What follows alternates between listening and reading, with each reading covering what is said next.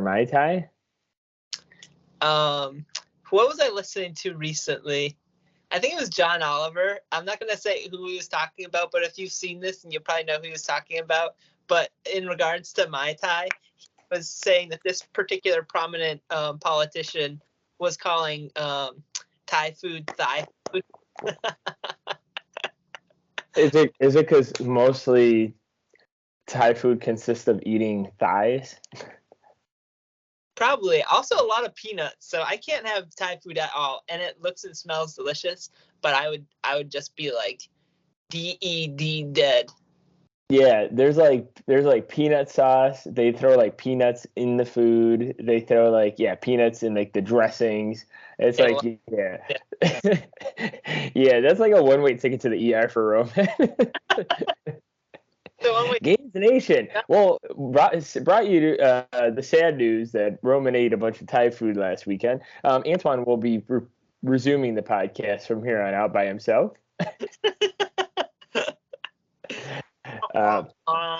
Speaking of which is pretty cool. I just before I called you.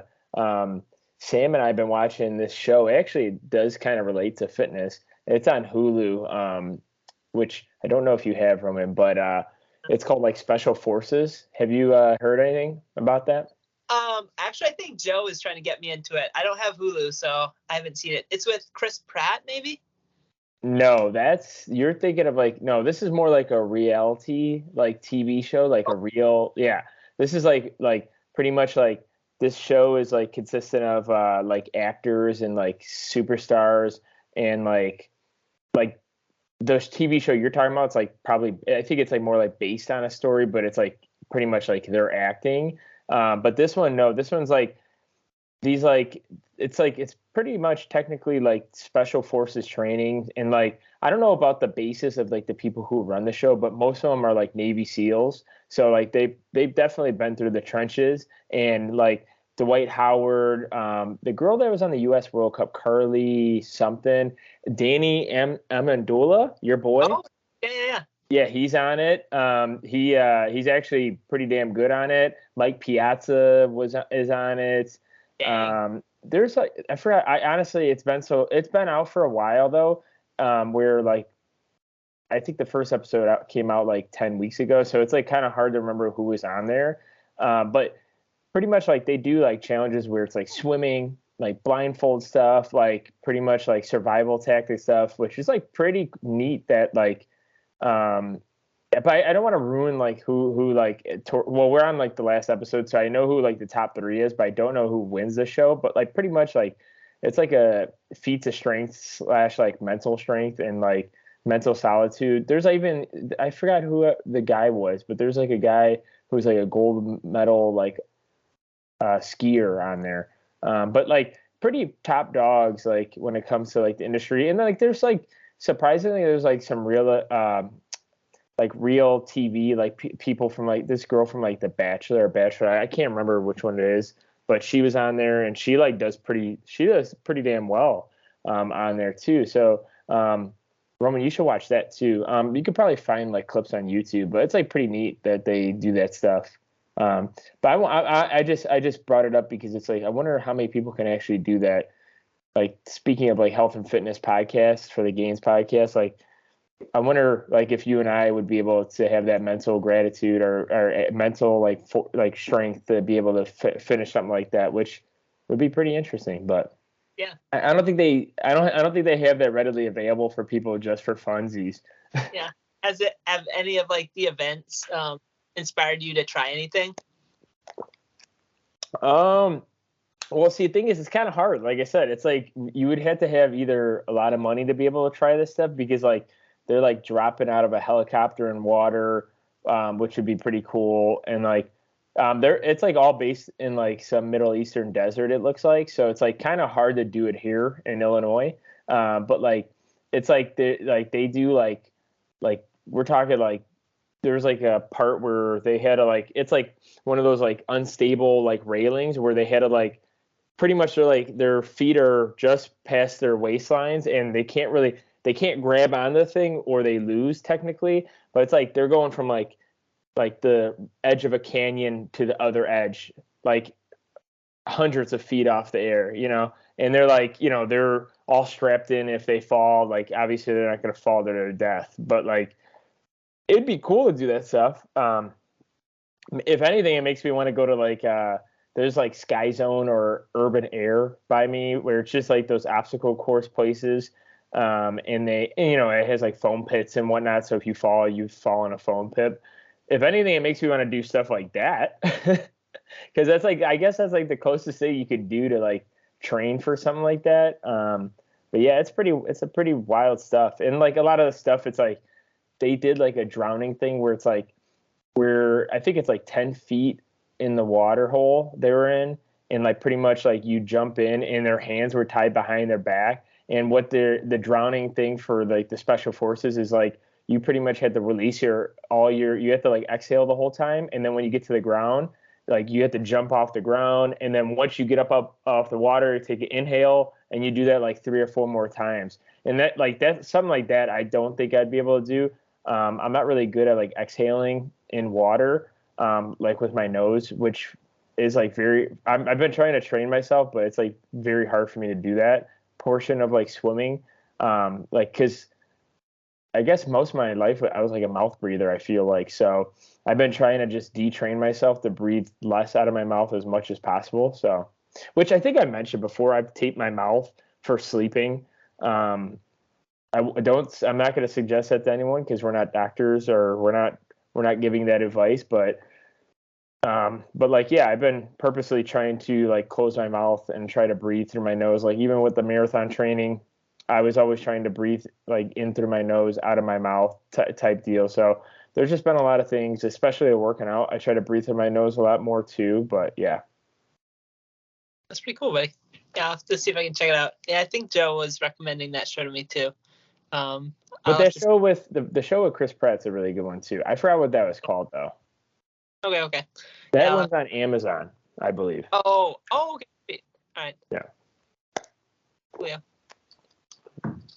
But what else have you been doing, buddy? You're killing it with your gym gains recently. Yeah, I don't know, man. It's like the good and bad days, which like obviously I don't really stress on the bad days too much, but like, yeah, I mean I'm really happy about like the sled pull and push. And I couldn't believe how much like weight that was. Fortunately, like I looked up online, like the sled could go up to like 750 pounds. So I guess that's exciting because when you're at a commercial gym, you don't want to ruin the equipment, which I don't think I've ever like purposely ruined gym equipment. I don't even know if I've ever really broke any gym equipment. But because like gym etiquette and all that, like I just try and just take it easy. But yeah, I looked it up when I got back home because my buddy's like, why are you loading 13 plates up on that sled? Like, what you're ruining the gym equipment. But he was like kind of like half joking. But I looked it up. Yeah, it says like 750 added pounds. So, or maybe no, I think that's total weight. So what was it? What did I say? 687 or 587? 687, right? Or how much? Well, how much does a sled weigh? I think it was like 100 pounds. The sled. Okay, yeah. Then 687 sounds about right. Because it was 585 added on. Yeah, it was 102 pounds of sled. Yeah. Yeah. But no, dude, it definitely crushes me. Because after I got done pushing that sled, I literally had to like sit down. Like, I couldn't even walk. Like that's how hard I think that set was. And you know what though? Like the thing about it too is I'm realizing, getting back to all this like strength stuff, is like sometimes like I'm trying to push the envelope on some things. Like for some reason, I don't know if it was like the best because of the sleep patterns kind of like messed up these days.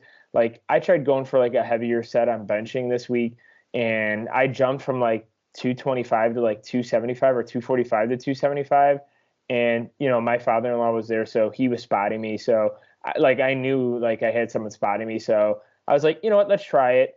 And I got to like the 60% of the lift, and I just couldn't even do it. Which I thought I should have been able to bench 275 fine. without like any wraps or slingshot or anything like that. So, unfortunately, I'm just gonna have to just try it again. And like I said, I tried that literally 2 days after I did that 13 plates on the sled pull and push. So it's like, it's like something like that where it's like, unfortunately, like I shouldn't be doing that as much, but I'm just trying to see where my body could take myself with all this strength stuff. Like obviously lifting is like the only thing I'm really doing right now. Um, sorry, Roman, you're going to have to talk a lot after this. Cause I feel like I'm just not giving you enough talk time, buddy. It's good to hear. But my friends, like three of my friends that we have a group chat. So it's like us four on Instagram. They sent over. I don't know if you saw him. He's like the Wall Street like Olympic lifter. He's like a short, like bulkier guy that has like a mustache. He's like a certified finance. He's a CFA. I don't know. I don't know if certified is the right word. Certified financial advisor, maybe. I don't know. It's like the finance side of the. It's like the financial side of the CPA, which is like I hear it's like way harder to get than the CPA. But anyways, the guy's like a strong Olympic lifter, and he posted a video of him like cleaning, pressing, and then like lifting one leg out. I'm gonna post a video, Roman. I haven't posted it yet, but I'll mention it here. But it was like 405 pounds. He pretty much clean pressed. Yeah, yeah, and it was like a push press. It wasn't like it wasn't like a strict stiff press. And my friends and I were like, one of them said like, I bet most of us could do like half that, like 202 pounds, which basically like we were saying 205 pounds. And then, me being like, not really like worried about like marathon training or whatnot. I was like, you know what, let me try it. None of my buddies were trying it that week. So I was like, well, there's a one thing to talk about it. Let me just try. Mind you guys, I don't clean and press. I haven't probably cleaned and pressed in about 8 years. Not even joking. Like just cleaning like a barbell off the floor is like something I don't do.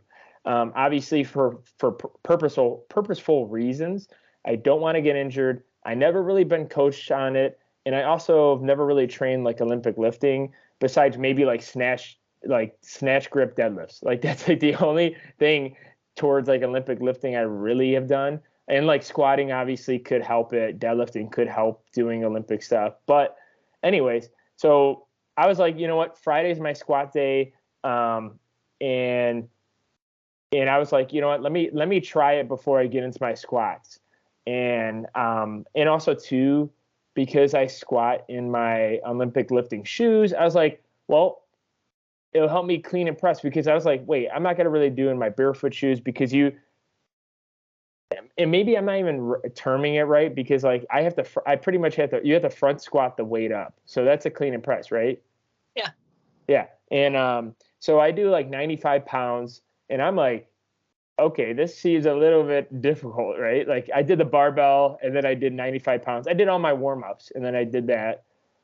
And then I get to 95 pounds, and I'm like, okay, like, see, the thing is, like, I know I could press probably like a strict press. Like if I had to give a max, it'd probably be like, 160 to 180 in that range. If I had it, and that's a strict press. So I'm like, okay, 205 doesn't seem too far off. But I was forgetting that you have to clean press and then, like all that other stuff, and I don't front squat either. So it's like, okay, like I'm going into this like raw, and I get 95 down, I get 135 down, and 135 is kind of rough. I was gonna go to like 185, but I was like, let me do 155. I did the 155, and I'm like, yeah, I'm not going any higher than this. And my buddy, who was like a football player back in the day, he said he's going to teach me a little bit. Not that I'm worried about it, but I just think, honestly, like the front squat, like when I was like front squatting that, like the barbell, when I was like pressing up from the clean, it wasn't that bad. Like maybe I should start working on my front squats again, because I thought my wrist mobility would be like still like pretty bad, because like when I used to front squat, like I would get like terrible like wrist pain, and and all that. And I did wrap my wrist for this because, like I said, I don't front squat anymore. So it's like, I'm not going to try to front squat and not have like support on my wrist because like, I don't want to be stupid.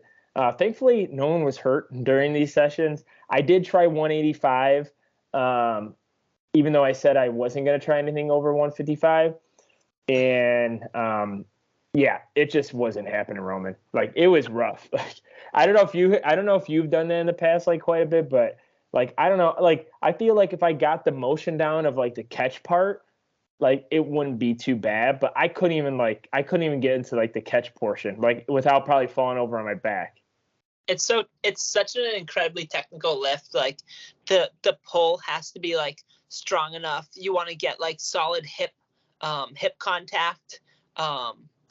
The bar path has to be like close enough to your body so that it doesn't like get too far ahead of you. You want to be able to like flip your wrists in time and be coming down at the same time that the bar is coming down so you can catch it in the bottom position. Then you have to like maintain like a strong enough brace so you can front squat it up. And then you'll see a lot of people, they'll readjust their grip too, for when they press for more advantageous positioning. And then you just need to have like a really strong press off the floor. And it's so fascinating because I think it's the front foot barely lifts off of the floor. Like you can barely see airtime usually, but the back foot will lift a little bit as you get into that split squat stance. So it's so incredibly technical. And then the one part where when I used to do either power cleans or push presses in like in high school for like our weightlifting training, we were never taught to like lock out. And I think that's actually a really beneficial position for a lot of people because it determines like the strength of a lot of your like upper back musculature for as stabilizing muscles. So yeah, it's incredibly technical. Did you end up reaching back out to the group and be like, hey guys, this is much harder than it looks? Yeah, no, I'll definitely post the videos too. But I did send it over, and yeah, I do. You know what? My biggest regret of it all is I think I should have just tried like front squatting, like 185 and 205 after all that, since I like was pretty warm and like my wrist and my hands were like not feeling pain at all, really. So which is like good on my side because, like I said, that's why I don't really do front squats. That was about it.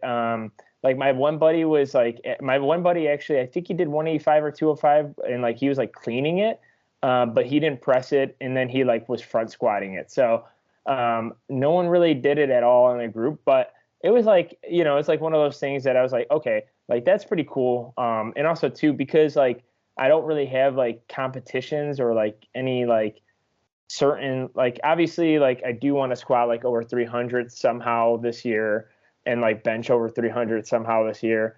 But like I was like, well, this like other stuff seems like cool too. Might as well try it. So that's awesome. Yeah, I love that. But what about? Oh, I mean, no. Did you watch the UFC fights this weekend, buddy? No, I didn't actually. I didn't even know. I've been so disconnected. Who fought this weekend? Oh man, Jon Jones. It's been 3 years since his last fight. Yeah. Wait, how long? 3 years. Yeah. He won, right? Yeah. So it took only about like a minute and a half, but yeah, he submitted Cyril Gain within like a minute, and that was his first fight in heavyweight too. So it's like he had to put on like 20 or 30 pounds, and like people were like saying like, man, he's like fluffy compared to Cyril Gain. Cyril Gain's got abs, Jon Jones doesn't, and yeah, he crushed him, man. Like, cause he said in the press conferences and whatnot, saying like, hey, like, this is a MMA fight. This is not a kickbox. Because I think Cyril Gain's like a really good kickboxer, but like the UFC is like not a kickboxing organization. Like you have to like we saw what Kimbo Slice was a striker, but every time someone took him down, he lost the fight. Rest in peace, Kimbo Slice. He was a really good fighter. He was like a street fighter. And then when he got to the UFC, like he just got his butt handed to him while he was wrestling. And then you look at like someone like, I think Brock Lesnar actually turned out to be really good. But like Brock Lesnar was a wrestler, and he like wrestled all before the UFC, and then like he had to work on his like striking. So it's like you have to have the whole package, and I think Jon Jones has that whole package. But hey, buddy, how about this? I got to run to the bathroom. I had a bunch of water. Just keep going, and I'll be back in like a minute or two. But if you want to discuss some of the topic, because we have like 10 minutes, but let you talk, and I'll be right back. Sounds good, buddy. Well, I didn't see any of the fights, Gainz Nation, but I did see some like updates. I think from Stan Efferding, who I believe is the nutrition coach for Jon Jones. So, bringing that back to Gainz Nation, Gainz podcast, it's incredibly important that your nutrition is on point for that type of a thing. So, you're not going to start off being a nutrition expert like Stan Efferding. He's been doing this for literally over 3 decades now. But learning fundamental principles of nutrition can assist you wholeheartedly when it comes to your workout regimen. One, just like maybe a quick aside or like a piece of evidence, anecdotal, of course, but I do see a lot of people getting very excited about keto, and that's totally fine if that's what is getting you excited and you're seeing the results that you want to see in regards to weight loss, body composition, whatever it might be. But an important thing to keep in mind, especially for those athletes that engage in any type of activity like martial arts, for example, any type of like fast twitch type movement, whether it be like a basketball type sport or football or anything along those lines where you need to have quick bursts of energy, that may be an inappropriate diet depending on your overall energy levels, because you may be robbing yourself of sufficient glycogen stores in your muscles, for example, to be able to put out the type of like force output that you're looking for, or maybe that you're potentially used to.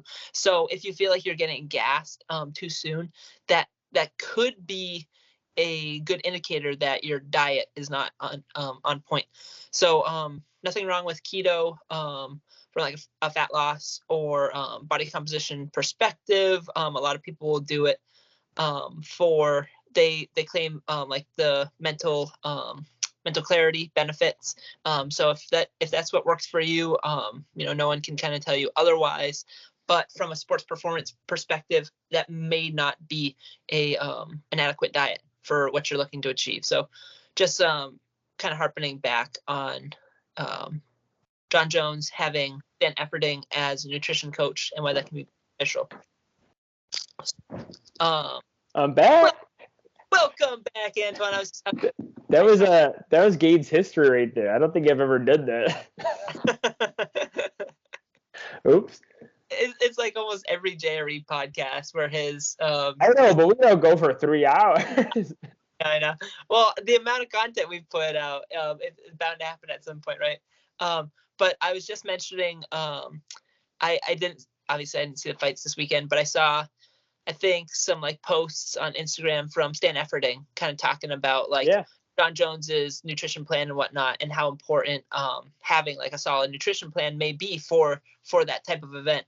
Obviously we don't expect our listeners to be nutrition experts. I'm not a nutrition expert, but kind of putting some like nutrition principles into order. We kind of covered, or I covered, how like a ketogenic diet might be deficient in like glycogen, for example. So like any type of fast twitch activity, whether it be like martial arts, like a basketball type event, like football, where you it requires fast, quick bursts of energy. If you find that like you're insufficient in energy, if you feel like, oh yeah, I kind of feel I'm getting gassed too early. So that's pretty much what I went over while you were. I was gonna say a lot. I don't know if I don't think I posted on Gainz podcast. Maybe on my retired AK24 fitness account that I still like share Gainz podcast, but I don't really post anything. But yeah, I got to meet Stan Efferding at the Arnold like 5 years ago. But yeah, maybe that's why I was rooting for Jon, even though I'm not like really into UFC, but like because like doing jiu-jitsu for like the couple times I did it, and like my friends are really into it. And it's hard not to get into it because it's like it's nice, because that's like the reason why I like the UFC, because it's on Saturday nights instead of Sunday, because like, like football, like you got to go to work the next day. Like UFC, like usually a lot of people don't really get together for like Sunday night football. Like no one really ever gets to. That's like a time to like relax, and you're back at home with your family. So I dig UFC because the fact that they're on Saturdays. And besides, this is going to be not to the point, but I don't understand why it's so damn expensive to watch UFC fights. But I'm not going to get into that. That's not something I'm going to share any information about, anyways. But yeah, Stan Efferding's been working with Jon Jones now. I think I want to say like 4 years now, 3 years, and I think like I said, he didn't fight for the past 3 years. So it's like, I know like Jon Jones and Stan Efferding were even lifting together at some point. And maybe I also like him because I feel like him and I have like the same structure. I think he's like the same height as me too. Obviously like 35, 40 pounds heavier than me, and a lot more fighting talent than I'll probably ever have like in my whole lifetime. But like he has like the same problems I have. Like he could deadlift like a ton, but like he can't really squat that much. He can't really bench that much. But like I remember like he was doing like heavy pulls with Stan, like heavy deadlifts. Like I'm pretty sure he deadlifted 600 pounds, and I don't even know if he even had a belt on.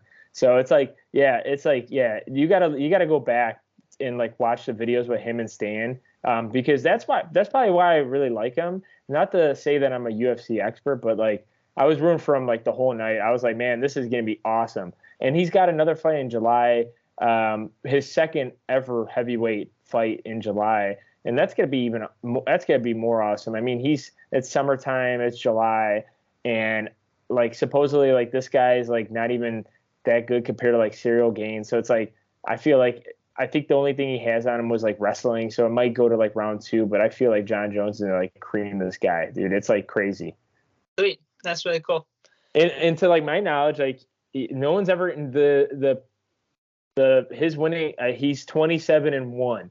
The one was like a disqualification, which he should have never lost. Like they should have, like even Dana White says like he should have never lost. Like the closest person to his winning record is like Khabib, and I think he's like 13-0 or 14-0, Khabib. And Khabib says he's been retired ever since like 3 years ago or 2 years ago. So no one like Khabib is like the closest one to him for like the most, like the biggest winning streak, and like literally it's like half of what Jon Jones has. So yeah, crazy. But yeah, maybe you should catch that fight, Roman. That'll be a nice one, because it'll be in July. It'll be a nice summertime hangout, and it's on a Saturday, I'm pretty sure too. So, yeah, I don't think I got anything else to say, Roman. Do you want to finish off anything? We'll just close this bad boy up. Yeah, that was good, buddy. Yeah, I'll definitely have to check that out. As always, Gainz Nation, thanks for the listen. Check us out on all the socials, the YouTubes, the Apple Podcasts, Buzzsprout, yeah, you name it. Thanks for tuning in. See you guys. Peace.